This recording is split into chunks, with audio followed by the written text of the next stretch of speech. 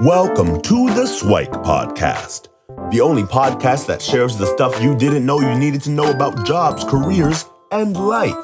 The SIWIKE Podcast, the stuff I wish I knew earlier. Hi, everyone, and welcome to the SIWIKE Stuff I Wish I Knew Earlier podcast. We're here again with our guest host, Tiffany Uman, who is going to talk to us about kind of climbing the corporate ladder, management versus leadership, and dealing with some of the hard times along the way. So if for those that remember, Tiffany comes to us from a background in marketing, and she I think she did like 7 promotions in under 10 years or something like that. So she'll walk through us through that process and hopefully get some SIWIKE, the stuff I wish I knew earlier on some of the things that folks can look forward to along the way. So yeah, Tiffany, if you want to walk us through a bit about your journey, and then yeah, how was that? Was that a pretty straightforward process, easy to do, or what was the experience like? Oh, yeah. Thank you. And thank you so much, Luki, for having me. I'm really happy to be joining again today. So no, I wouldn't say it was necessarily the easiest of processes, although it was very fruitful and great learnings along the way. Also a huge inspiration as to why I became a career strategy coach and the focus that I have on really helping young professionals fast track their own progression, because I've been able to do it for myself, having gone through a lot of those learnings and sometimes even struggles the hard way. So, in my particular case, I've actually did a lot of that growth within one organization. And that sometimes feels like a rarity these days, where it's almost thought, well, no, I can't possibly stay somewhere more than 2 years at a time or 3 years at a time. I have to switch it up, and to each their own. So there's no right or wrong answer.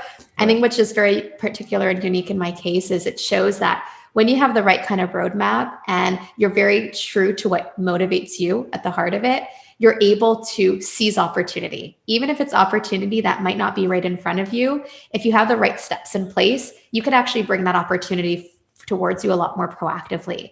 And I would say that's what I did a lot towards like the latter half of those promotions that you mentioned. So yes, during my time, about almost 13 years in the corporate space, I've had 7 promotions in under 10 years time, and really worked my way up the so-called corporate ladder. Within my organization, it was fairly structured. So I had a good idea as to what role would precede each one. And which one would follow.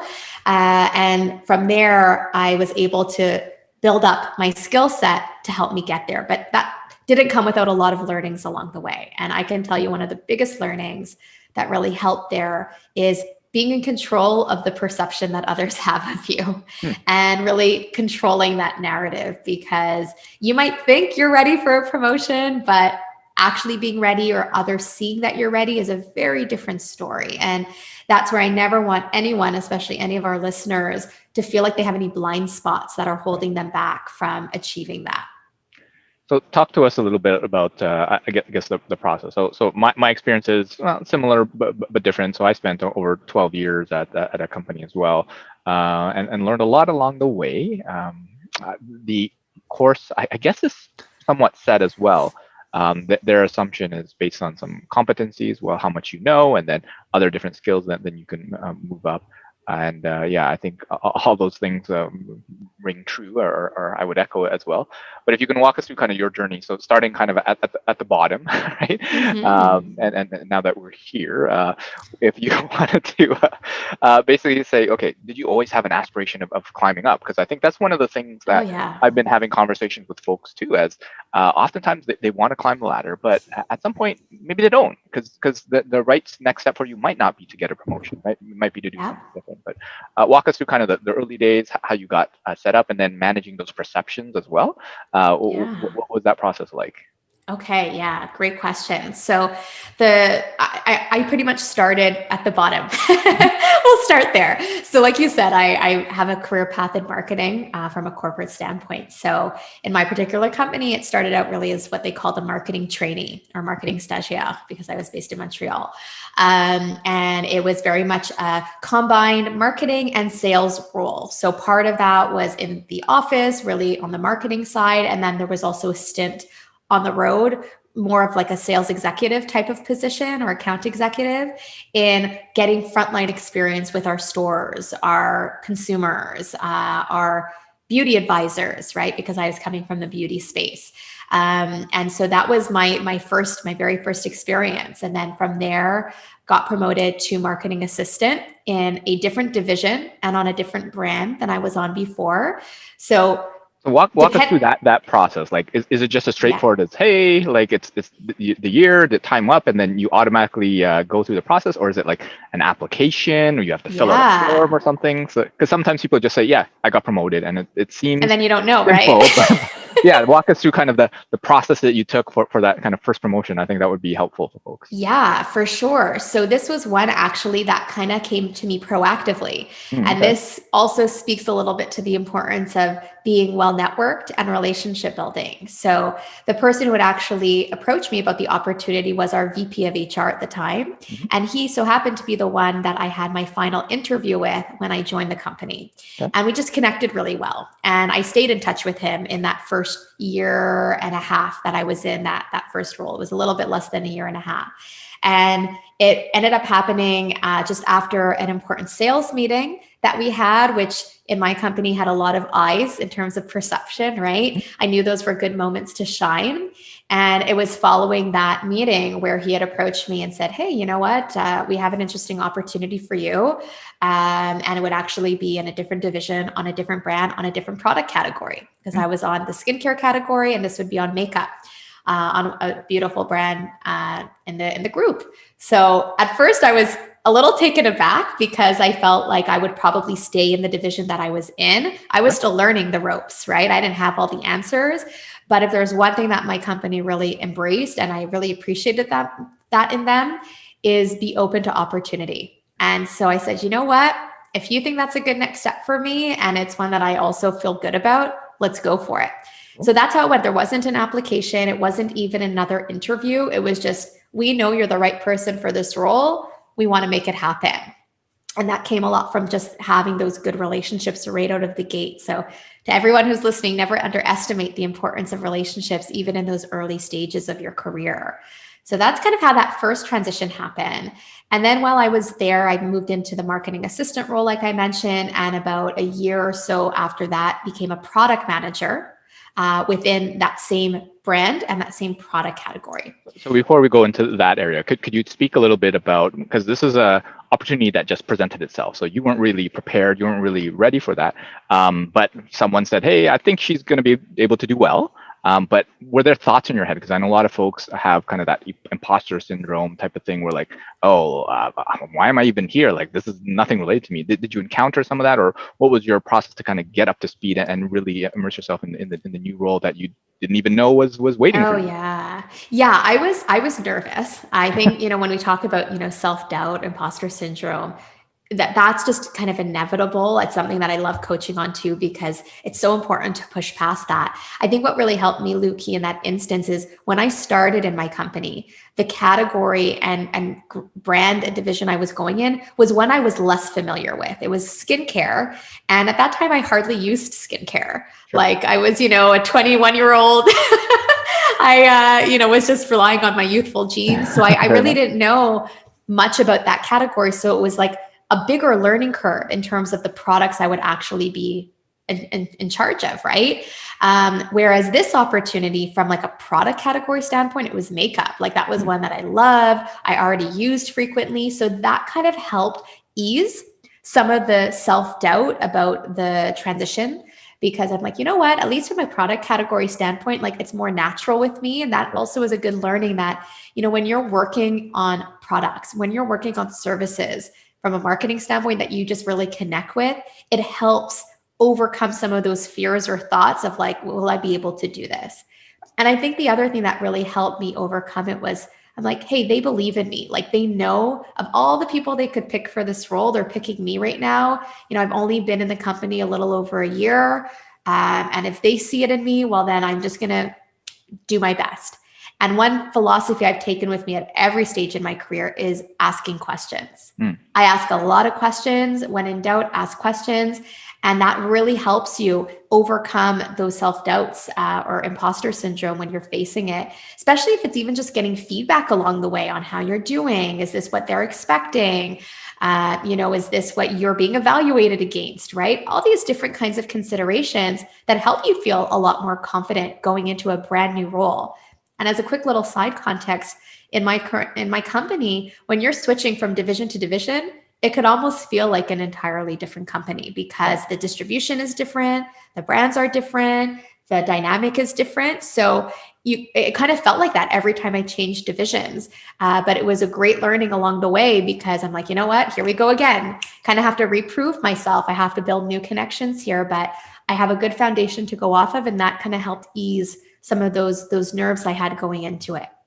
Sounds like it's taking advantage of being the new person or the lowest person on the pole, so to speak, and leveraging that in terms of asking lots of questions because, well, you're new, you're not supposed to know anything, and so take an opportunity to get up to speed as quickly as you can. And obviously, if it's a category that you're part of the target demographic and stuff like that, then it makes it easier because you can kind of really empathize with what you're trying to do because you just kind of turn it on like, what would I want? What I like in that realm. So that's great. So if we move over to kind of that next step in your career path, how was that different or the same with kind of the previous advancements? Yeah. So when I became a product manager, having previously been the marketing assistant, it was, I'd say, a more like logical transition. Like I knew that was my immediate next step. My boss was super supportive. She often encouraged me to get exposure in certain areas because she knew that would also help ready my preparedness, if you will, to take on the product manager role, which, to be very transparent, like in our company, there wasn't a huge difference from a responsibility standpoint between a marketing assistant and product manager, but there were a few nuances. So I knew by just having the right conversations with my boss what those nuances were, and I was able to act on them so that when those moments came, when promotions typically happen, which was either mid-year or end of year, I was very well lined up to have that happen. So that, I'd say, was a little bit more fluid.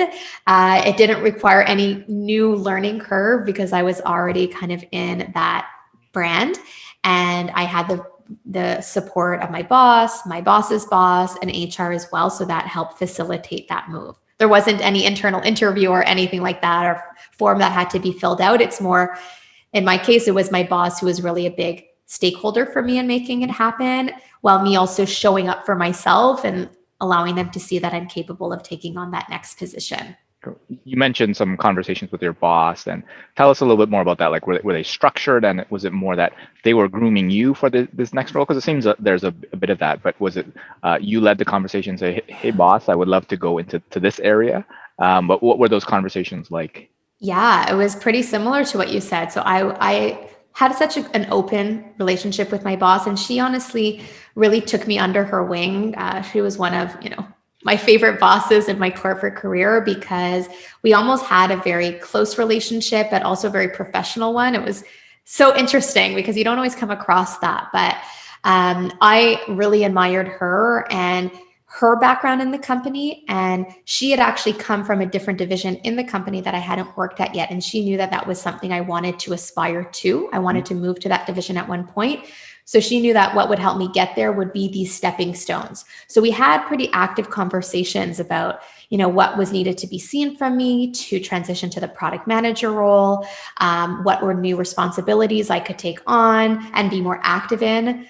For instance, as an example, Luki, like merchandising was a big part of our role, but when I was marketing assistant, I was a bit more on the sidelines, and she really took the lead on those types of conversations. Whereas when I was being prepared for product manager, she started kind of looping me in more. And then when I became product manager, I was really leading those types of conversations. So it was kind of about finding those right opportunities of planting your own seeds of where those gaps were, right, and then already acting on them to facilitate the transition to the next step. Yeah, I think what I found or what I take away from that's similar to my own is that when you have great leaders, obviously when they're grooming you and have your best interests in mind, that helps a lot. But in the situations where they might not be as kind kind of shepherding or what have you for yourself. What you can also do is see what if kind of your boss's job you can take on, right? Because if it's their responsibility and you aspire at some point to get to that level, hopefully they don't think that you're competition and will give you the opportunities. But taking more off of their plate will definitely go a long way to show things like initiative and obviously prepare you for that next stage. So sounds like a lot of good opportunities there. And then talk to us a little bit about your journey, and then when you start to get into kind of like real kind of management type position, because I'm guessing at this point you're still really on your own. And what was the next few stages? Was that when you started actually leading people? So it wasn't at that stage, it was my next one. Right. And this was an interesting one because so that boss that I was just talking about, she was leaving on a maternity leave and I was still a product manager on that brand. And we had a replacement coming in that they had been training with each other. So technically like my boss was like the level higher than me. And she was going on her maternity leave. And the day my new boss was supposed to start, she quit. So I was pretty much without an immediate boss for 6 months. Okay. And that was probably one of my biggest learning experiences because suddenly I had the option, like really an active option to take on even more and show that, hey, like I can kind of be in this next role without officially being in it. And that actually was a blessing in disguise because I wasn't being held to the standard of that next role with people management responsibilities as well. But I was able to show up and let my bossy, like my general manager at the time, who I was reporting directly into, where I didn't have this direct boss anymore, I was able to let her see like what I was really capable of and stepping up when the time came.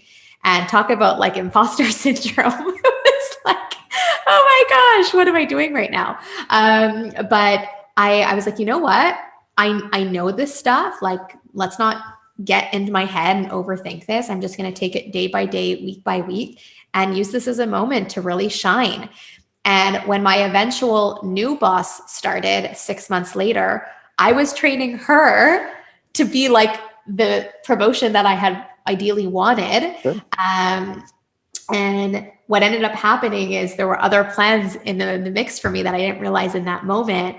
But I was asked just shortly after my new boss joining in those 6 months later to transition to a different division. Okay. So when I transitioned to that other division, it was the one that I had wanted to transition to, the one I had talked about with my previous boss. And I transitioned at the same level that I was at. And to be super transparent, I was really frustrated about that at the point because I said, well, here I've been, the last 6 months, pretty much doing the role of what we call like a group product manager. And I'm like going to a new division still as a product manager, a senior product manager, but still a product manager. And for me, I really considered more of like a vertical promotion being like really shifting titles, not so much a senior product manager, but going to a group product manager. But I can tell you, like, thank goodness I went at that level because this new division was such a different steep learning curve. And I think I would have really drowned if I went on a new division, on a new brand, on a new product category, and with people management responsibilities at the same time. But the beauty of just trusting in my gut and saying, you know what, I'm going to do this because I know I'm going to get a lot of learnings out of this new division. I got my promotion to group manager just about 5 months into that role. So even though it was a whole new division where I had to reprove myself, build new connections, my track record up to that point really helped anchor me to that position a lot sooner than later because I had already kind of shown those capabilities in my previous role. Cool. Can you talk to us a little bit about your people management responsibility? So the first time, well, now in this new role, you actually have direct reports. You used to be that report. Now you have folks underneath you. Like, what was your approach to getting those skills? Because I know a lot of folks, they automatically assume when they get promoted and they are their boss, like they will have the skills. But being a senior something, versus a manager of something, they're two actually quite different skill sets that you have to adapt to. So what was your approach to going and adapting and learning those skills to really manage people well? Oh gosh, yes. You're so right, Luki. Like people management is a totally different beast. Right. That's why you'll sometimes see like managers who they might be good at what they do, but people management is a totally different story. I think the thing that I was really lucky about was that I'm a very people-oriented person. And I've had experiences outside of my corporate world about like managing. Okay. I'd worked part-time where I'd have some management responsibilities. And I had a lot of leadership opportunities too, even just like in recreational things I did growing up. I went to summer camp and I was leaders of certain activities that we had, like overseeing like hundreds of campers and all of that. So I already kind of had some like inklings that it was something I really enjoyed doing. And it was that moment of getting the people management responsibilities where I was like, okay, now it's showtime.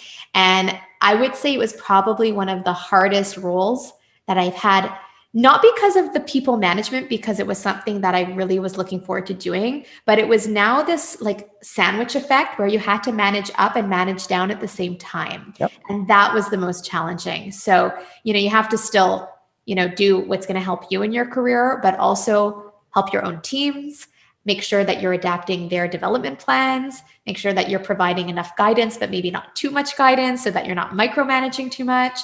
So I think those were a lot of the learnings that came with the people management piece. It was learning on how to adapt appropriately, depending who they were, having some very difficult personalities too. Like in that first people management role, I had one employee who was like very difficult and would get himself into a lot of like compromising positions. And I would have to like really find my way of navigating through that. But all that said, it was probably the part of my job to this day that I've loved the most and what inspired me a lot in my coaching, because I've had that chance to like help others really succeed and succeed rapidly. And that's what I love extending now into my coaching, of taking those learnings and helping others to do that for themselves. But yeah, I would just say that the managing up and managing down piece was probably the most difficult transition in my career, just because it was so new, having to do both of those at the same time. Cool. Can you talk to us a little bit about, you mentioned kind of finding your way in terms of how to manage people and take a look at their differences and how to enable them in the right way. Because I think I heard somewhere where people are on average given management responsibilities at like the age of 36, but go into like management training at the age of 40. So there's kind of a 4-year gap in terms of like the education and the actual responsibility. So did you have any formal education? Because obviously you had some experiences growing up, but that's like a summer camp is a little bit different. Oh, so for sure. What was your process of kind of saying, well, am I being a good manager? And what helped you along the way? Oh, definitely. So there were a few things. One, I was fortunate to have a corporate training that when you become a first-time manager, there is a training that's given. It's about a 3-day training off-site. So like you're fully dedicated to this. You can't be distracted with other things. And it's all about transition to team management. Okay. It's like fully focused on that. And it's very like practical based. So you bring like real situations and you're doing this in a group. So you're able to learn from others' experiences. That's not to say that the moment you become the people manager, you're doing that training. So for me, I got that training about maybe 6 months into my role, which was good because I already had a little bit to go off of, but it wasn't like so fresh that I wouldn't have had examples to share.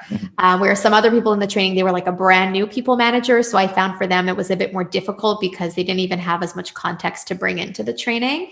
So the fact that I had 6 months without that training, but still managing people, and then coming into this training, I was able to ask very specific questions on some of the particular challenges I was facing, and really get that guidance at that point of saying, okay, these are things that I think can work and I'm going to adapt it and make it my own. And it really helped from that point onwards. The other thing I would say that helped me a lot in the people management was feedback. That was something that I've always used very much in my own career journey, but also asking for feedback from my team, helping them feel really comfortable in sharing feedback and giving me updates, making sure that they were feeling well supported, and ensuring that my management style was well tailored to their approach.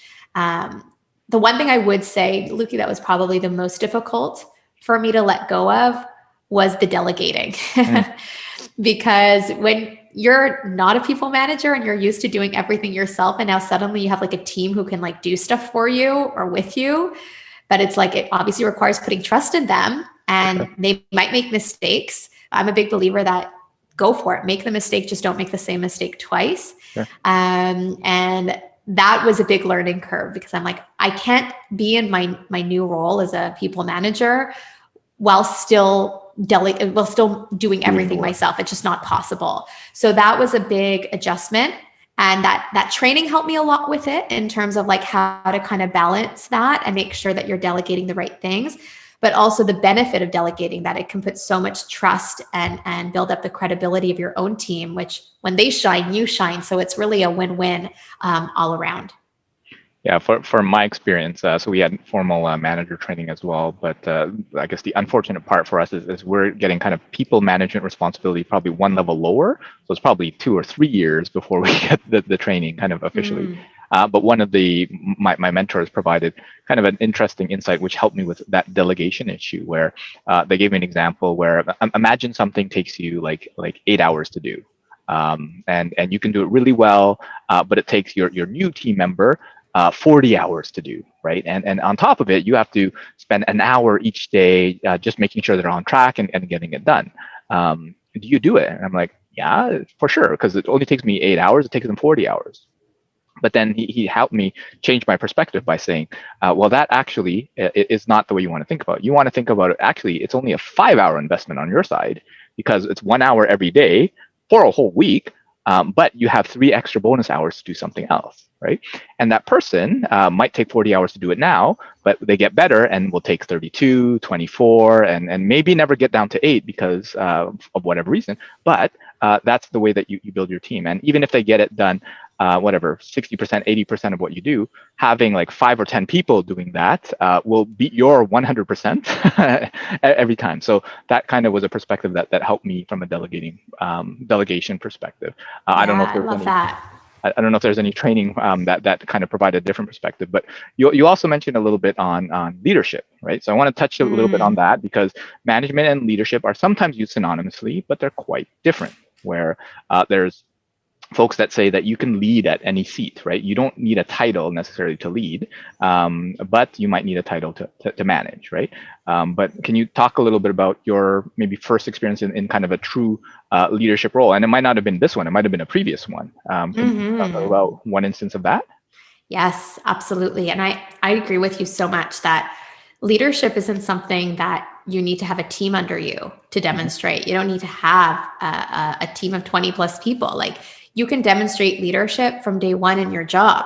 And it's just about going about it the right way, so that really shines through. And, some examples, like concrete examples of what you can do, and what I even did from an early stage, which I think helped me to become a people manager quite quickly in my career, was being very collaborative and inclusive of others.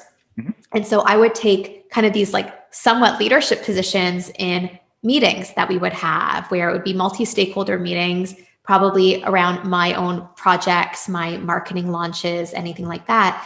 And I would really take a leadership role in bringing everyone together, consolidating ideas, aligning on next steps, not only because it was my own project, but because I wanted to make sure that everyone really had a vested interest in bringing us to like the final goal, right?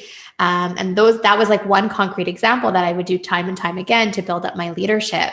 I'd say maybe another example that I had done fairly early on was like seeking out exposure opportunities. So not just waiting for, let's say, my boss to give me an opportunity. If I knew, let's say, there was a certain meeting that was taking place and I wasn't really part of it, and instead of just waiting for the time that they would somewhat tell me, yeah, now you can join, I asked. I was like, you know what? Like, this is a meeting that would be probably really interesting for me. Is there one that I can like just sit in on and then go from there? And that actually helped me get ramped up in those meetings to be able to start speaking in them actively as a presenter a lot sooner. And that was, again, a leadership opportunity, showing that, I want to elevate myself. I want to be able to grow, and having those asks just come out proactively can really help in identifying those opportunities. You could also demonstrate leadership just by inspiring those around you. Like, I think a lot of it comes down also to personal branding, which I love coaching on as well. And a big facet of my own personal brand was my motivating nature, my encouraging nature. And I had that from very early on in my career also. So that helped kind of inspire the leadership qualities in me amongst others, where they felt comfortable following my lead. They knew that they could count on me and rely on me, because there was also a big piece of empathy that kind of brought it all together. So those were all examples I did even before having any people management responsibilities. That said, I'd say probably one of my most notable leadership roles in my career was actually one of my more recent ones. And it's because it went beyond just my marketing director positions. This was a leadership role that I took on in spearheading change management for the organization. And this was a committee that our CEO and HR team put together amongst our entire Canadian subsidiary. They hand selected about 12 champions, if you will, because we were called internally, to help embody this change and embrace the change and encourage the change. And that was an amazing leadership role because it went above and beyond my normal functional responsibilities, but really helped me to make my name and my voice heard amongst everyone in the company. Also be a source where people could come actively to me and share feedback on ways of improving things, and help me get a really direct line also with our senior management and on some pretty significant changes they wanted to make to the organization.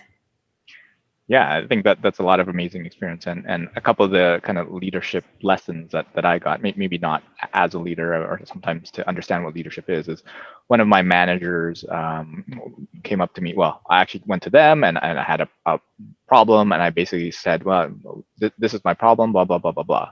And then he kind of said, and I'm like, what do you mean, and are you going to help me? And what he suggested is, well, instead, why don't you come and bring me solutions and not problems, right? Because I'm not going to manage you. I'm not going to micromanage you and make sure that you do everything you're supposed to do. That's your job. But when you need help, when there's something that you can't solve, then that's where you come up to me, right? So that was a great lesson in leadership. I wasn't a leader at the time, but it was a good example because, you can think about it a little bit more. And when you really get to a point where you can't do anything more, that's when you kind of tap your leaders on the shoulder and get them to help out. And the second thing that came to mind was one of my, actually it was probably the same leader. He was given the responsibility to run the campus recruiting team. And because he was given the responsibility, he said, hey, Luki, now you're responsible for it. And so I took it, and I was a little bit tentative at first because I had no idea what I was doing. It's a different area, but I found it fun, and I took more with it, and I kept on doing more and more. And I said, are you okay that I'm doing it? And she's like, yeah, go do whatever you want. And started growing and evolving that whole practice. And then I internally developed that brand reputation as kind of the recruiting guy, which I found was great. So sometimes I think I could have done more with the role had I not held myself back even more. But it was just a great opportunity. So I think those are the two kind of leadership examples. Those are so good. Those are so good, Luki. Honestly, I agree 100% on the solutions, not problems. Mm-hmm. It's so easy to also pick out problems or see that things aren't working. It's not so easy to come with solutions. So when you're bringing solutions forward, that obviously takes another level of critical thinking. That's a good leadership quality to have. So similar, you don't necessarily need to have a team under you to already start being very resourceful in that area and being solution oriented. For sure. I'd love if you could also share with us a little bit more on kind of the challenging times, because you mentioned a little bit about different transitions, imposter syndrome, and things like that. What are some of the tips and tricks, the tactics, the strategies that you use to kind of overcome that? Because there's a lot of folks, I mentioned kind of the 36 and 40, that will be managers with no formal training, that they'll just hopefully have had good managers that they can mimic and learn from. But what are some suggestions that you'd have for people who are in management, in leadership roles, and how they can deal with some of the more challenging days and situations that they encounter? Oh, yeah. Well, I think a lot of it comes down to perspective. A little bit off of the leadership piece, but one of the things that I had found very challenging, especially earlier on in my career, was work-life balance. And so that really stuck with me as I grew into leadership roles, because I experienced some really rough moments where I had probably no work-life balance, very little. It was really taking a toll on me. I came close to burnout on several occasions. And when I became a leader and manager, I was like, I never want my team to have to feel that. Like, Right. I want to really be able to provide an environment that will help them get through those challenging times. And so that's where I would say a big tactic that's helped is planning and being as proactive as possible in planning, because the more that you do that, you can anticipate better. When you can anticipate better, you can better manage your time better. And when you can better manage your time better, well, then you don't fall into the trap of being overworked, overloaded, overstressed all the time. So that's something that I really took into like leadership roles, especially and people management roles, was, how can we plan very effectively as a team? A lot of that also, again, comes down to asking the right questions, understanding the reality, not just of your immediate team, but maybe support functions that you work with. What are challenges they have? What are opportunities they face that you can help kind of work together in a collaborative way? But then also know what your own metrics for success are and plan accordingly towards those. And I saw it like case in point, where I would have my team and I'd have other teams around me. And we were working towards the same, let's say, big meeting or big focus. And some teams were like crazy stressed and like working around the clock. And my team was very composed. It wasn't to say that they weren't busy or, stressed to a degree, but they knew what had to get done. And we had planned for it in a way that really helped ease the burden. And when you have these big things that creep up that you can really anticipate for, and you're just not anticipating well enough, it's things that can be avoided. So I really made that as a point and used effective planning as a key methodology to get ahead as much as possible. And by the way, because that's not to say that you're not going to have to be reactive either. Sure. It's going to be a balance of proactivity and reactivity, but the better that you plan, the better you can handle the reactivity without it destabilizing you and your teams. So that's what I found really helped. And when you're in those challenging days, when you're in those challenging moments, because they happen, I found another thing was really staying true to what motivates you in your work. And that's where the perspective thing kicks in, right? We used to kind of have like a internal saying, because I'm from the beauty industry, where we're like, okay, we're not saving lives. We sell lipstick. Right. And when these like crazy challenging days or stressful times, we're like, let's just take it down a notch. Yeah. Because letting this get the best of us isn't going to help anybody. And so let's try to be solution oriented. Let's try to stay focused on what we can change, instead of letting our minds run wild. And so that paired with, being true to your own motivators is what you're working on, ultimately what you're enjoying doing right now. It's not to say that it has to be something you do for the whole entirety of your career, but if you genuinely feel connected to what you're doing, that in itself is also going to help you push through those challenging times, especially as a leader when you're trying to inspire your own teams. And that's where that feedback piece comes in handy too, because if you get a sense that your team is maybe feeling demotivated or feeling overwhelmed or feeling, just stressed, overworked, whatever it is, you have to be in tune with that and help the situation, right? Let them know that they can lean on you, and you could be a support to them, I should say, in readjusting priorities, helping to push back on things so that they don't have to feel alone in all of that. For sure. And one of the things I took away from that is to plan for those challenges or plan for things not to go well, because if you assume that everything goes perfectly, it almost never happens that way. So if you do that, that takes a bit of the stress off, and to pre-plan of what could go wrong and things like that could be helpful as well. And as we close off, I'm wondering if you can share a bit of your perspective on kind of being a female climbing up the corporate ladder, because that's a perspective that I can't share, unfortunately, but a little bit on that, because I know that has a certain dynamic within that. So if you can share a little bit about your experience, about some of the stuff we talked about, that would be great. Oh, sure. Yeah, that's a really important topic. I'd say it's like particularly relevant. And, it's something I even see amongst my own clients, where it's very common as, females in the workplace, there's inherently more self-doubt that we put on our shoulders, or we'll question ourselves more, or we'll overthink, or we won't speak up as much. And that's kind of the interesting thing when it comes to like this glass ceiling or shattering the glass ceiling, because we are our own best advocate. And if we're not showing up for ourselves, it's going to be more difficult for people to show up for us. So, if we're doubting our own abilities, if we're not believing in ourselves, if we're not putting ourselves out there in a way that might be really scary, but could be super rewarding at the same time, that's what's going to hold ourselves back. We're going to hold our own selves back. And I hate when I see that because, as females in the corporate world, like we're capable of so much. And I've been very fortunate to work for a company that really embraced that. I had many female leaders in leadership positions. It was predominantly female to a good degree. So that was amazing to see and really work within because it was a possibility right in front of my own eyes. But I know that there's some companies that aren't structured like that, even some functions and industries that are a lot more male oriented. And so my kind of tip or advice on that is just because the opportunity might not feel like it's right in front of you doesn't mean it's not there. I hope if anyone's gathering something from today's conversation is it's like you are in the driver's seat. Take that proactive control. Ask for things that you want. Seek out opportunities. Put yourself in a position that's going to help you get more exposure that will also build up really important relationships at the same time. And just because that role might not have been filled by a female before doesn't mean that you can't be the first one to do that. Right. And I've seen that even with some of my clients that they were in a very male-oriented environment and they got promoted as the first female director in their company.